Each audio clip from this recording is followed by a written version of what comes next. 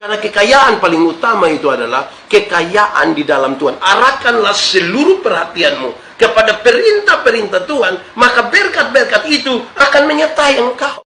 Kau kuatkan di saat ku lemah, kau menopang di saat ku merasa gagal. Kadang-kadang kita sibuk dengan bekerja sampai lupa Tuhan. Ada orang tuh yang terlalu sibuk bekerja sampai lupa Tuhan. Doa dan kerja itu, saudara-saudara, kita bisa bedakan dia dalam 4 bagian sesungguhnya. Nanti boleh cek. Pertama, ada orang yang kerjanya kuat sekali, tapi doanya lemah sekali. Pernah lihat orang yang begitu kok? Itu orang pun kerja tuh ngeri. Dia pun sibuk itu ngeri. Bahkan kadang-kadang dia sibuk tidak wajar. Orang lain sempat ganti pakaian, dia sonde ganti lagi. Dia sonde ganti. Terlalu sibuk. Itu orang yang seperti itu, jangan coba-coba ajak dia ikut ibadah. Kak, ibadah dia. Oi, sibuk. Itu kalau omong sibuk tuh dia pun derajat naik sedikit. Gitu. Tapi kalau kita tanya bilang, Kak, ikut ibadah. Iya, ada waktu. Lu keson ada kerja. Orang yang seperti ini, dia tahu kumpul uang, tapi dia tidak tahu cara menikmatinya. Orang yang seperti ini kadang-kadang pekerjaan itu jadikan dia budak. Mungkin dia tidak akan ada waktu dengan keluarga sama sekali. Alasan kerja. Kerja. Tolong. Lu kenapa? Nah, gitu. Dia orang yang kerjanya kuat tapi doanya lemah itu, dan coba-coba suruh dia doa makan. Kak, sebentar Kak doa makan. Lu sembarang. Kira gua omong di lupung kawan mengkali. Pernah dengar itu kalimat kok? Atau sendiri omong?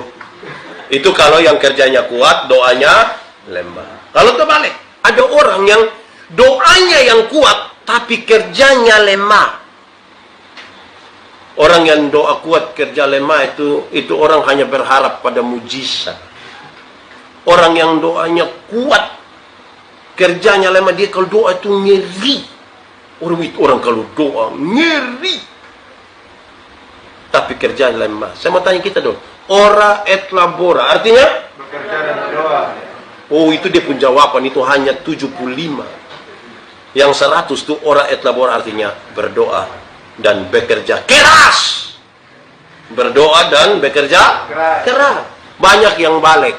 Doanya yang keras, kerja noen. Nah, hasilnya pasti sederhana. Mujizat itu ada, tapi jangan berharap pada mujizat. Jangan berharap pada mujizat. Itu hari ini iblis bilang, kalau engkau anak Allah, rubah batu ini untuk jadi roti supaya engkau makan. Tuhan Yesus tidak rubah bukan karena dia tidak bisa rubah. Tuhan Yesus bisa rubah, kok tidak? Bisa. Tapi dia tidak mau rubah. Kenapa? Dia mau kita berproses. Masa kau mau makan roti saya pakai mujizat? Kalau mau bikin roti pakai mujizat tiap hari di toko Borneo tuh mujizat terus. Mujizat roti kelapa lah, mujizat donat, aneh-aneh sekitar. Saudara, menyangkut doa tuh, kalau engkau mau berdoa, masuklah ke dalam kamarmu, tutup pintu, berdoalah di situ, diam-diam, pelan-pelan, tidak apa-apa. Tetapi menyangkut kerja Tuhan, hai pemalas, lihatlah pada semut. Kalau tidak kerja, tidak usah kasih makan. Bayangkan. Ketiga, ada orang yang kerjanya lemah, doanya juga lemah. Kerja lemah lagi, doa lemah. Orang yang seperti ini sesungguhnya dia sudah tidak ada lagi di dunia. Karena siapapun yang ada di dunia, dia tahu ada hal yang perlu dia kerjakan, ada hal yang perlu dia doakan. Amin toh? Orang yang kerjanya lemah, doanya lemah, itu dia tiap hari, dia pun kalimat hanya satu sah. Bapak, hidup itu mengalir saja. Pernah dengar itu kalimat tuh kau? Hidup itu mengalir saja. Pernah dengar? Saudara setuju dengan itu kalimat? Kalau saya tidak setuju. Mengalir itu pakai prinsip air. Bergerak dari tempat yang lebih tinggi ke tempat yang lebih rendah. Nah, kalau misalnya dia mengalir menuju lubang WC, mau bilang sudah mengalir saja. Begitu. Hidup ini kita yang tentukan. Amin kok. Betul suka ngomong di mana-mana. Setiap hari seorang manusia itu ambil keputusan antara 300 sampai 1500 kali keputusan. Itu semua punya konsekuensi ke masa depan.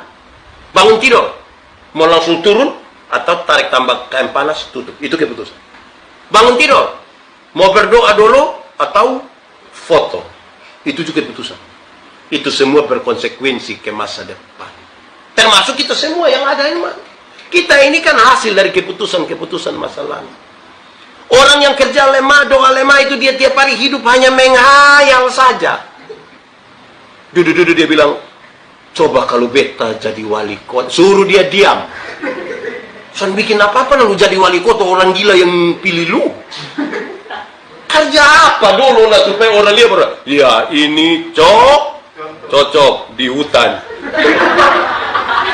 Begitu, jadi penting di situ. Kerja dulu. Kerja. Kerja bersama-sama. Beta bicara di mana-mana saudara. Kerja bersama Tuhan itu perjalanan bukan untuk cari jawab, untuk ini apa ya, bikin pertanyaan, tapi perjalanan menemukan jawaban. No, bikin batrap. Dia tidak tanya, dia kerja.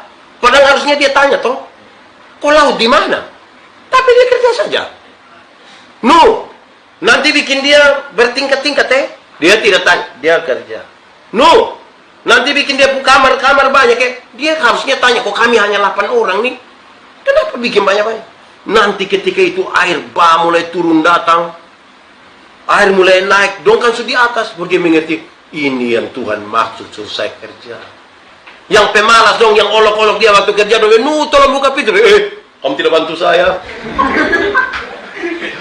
Kalau sampai gue nusuk terlalu bayangkan toh, nanti dia begitu baru dia tahu. Waktu ini binatang-binatang mulai masuk, baru dia sadar, betul, memang harus ada tingkat-tingkat toh. Bayangkan kalau tidak bertingkat, kalau dia satu losa begitu, terus dia ke kamar begini, di sebelah kandang babi. Wih, beta yakin rusak. Jadi memang babi harus di bawah. Soalnya mungkin dia bikin kandang babi di atas dong. Nanti saudara lihat singa sumasuk, harimau sumasuk, ular sumasuk, lebah masuk, baru Nur mengerti. Betul, memang harus bikin dia berkamar-kamar. Bayangkan kalau Nur satu kamar dengan lebah, itu bangun pagi dia bangga-bangga, pikir dia punya istri yang puku, bukan lebah yang. Jadi saudara-saudara, itu penting. Perjalanan pertama Tuhan itu begitu. Kalau Tuhan suruh kerja. Saudara-saudara, beta suka tanya di mana-mana. Beta punya video satu cukup beredar luas. Kalau kamu dapat uang 1 miliar in hari buat apa? Anak muda dong, kalau dapat uang 1 miliar in hari, kira-kira bikin apa? Kasih orang susah ke tidak? Kasih ke tidak? Berapa? Ya itu. Beta kalau orang kasih beta uang 1 miliar ini hari, semua beta kasih orang susah. Pendeta dapat apa? Nanti baru menghayal lah Kamu ini baru menghayal sesusah kiki. Saya yakin kamu tidak akan jadi orang hebat kamu. Menghayal. Orang yang tidak beriman saja berani bilang begini, gantungkanlah cita-citamu setinggi langit. Itu yang tidak ada iman. Nah, kita ini yang kayak karmana kok. Nah, saudara, sekarang menjadi jelas di sini. Tuhan Yesus ingin kasih tahu. Kamu harus mendandani kamu punya jiwa itu dengan baik. Penuh ketulusan, penuh iman. Itu harta yang besar. Ada banyak orang kaya, ada banyak orang ganteng, ada banyak orang cantik. Bahagia, belum tentu.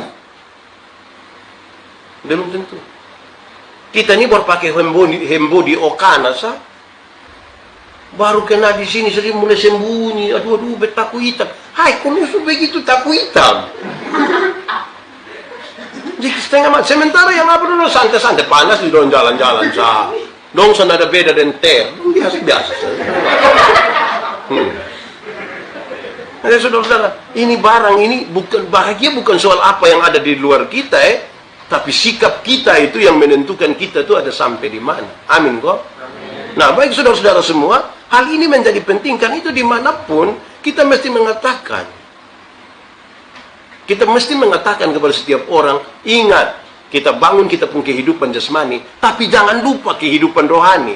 Karena kekayaan paling utama itu adalah kekayaan di dalam Tuhan. Arahkanlah seluruh perhatianmu kepada perintah-perintah Tuhan, maka berkat-berkat itu akan menyertai engkau. Amin toh? Perintah yang seperti apa? Memangnya Tuhan hanya suruh kita berdoa? Tidak. Tuhan kan suruh kita kerja juga. Kerja dengan baik. Kalau saudara periksa bangsa Israel pun cara kerja, itu ladang, itu kebun, dong kerja. 6 tahun kemudian dong berhenti. Nanti tahun ke berapa? 7 tahun itu dong berhenti. Situ tahun sekian lagi. Dong tetap bekerja. Kita ini pemalas tapi rencana tinggi. Kita ontong di rencana.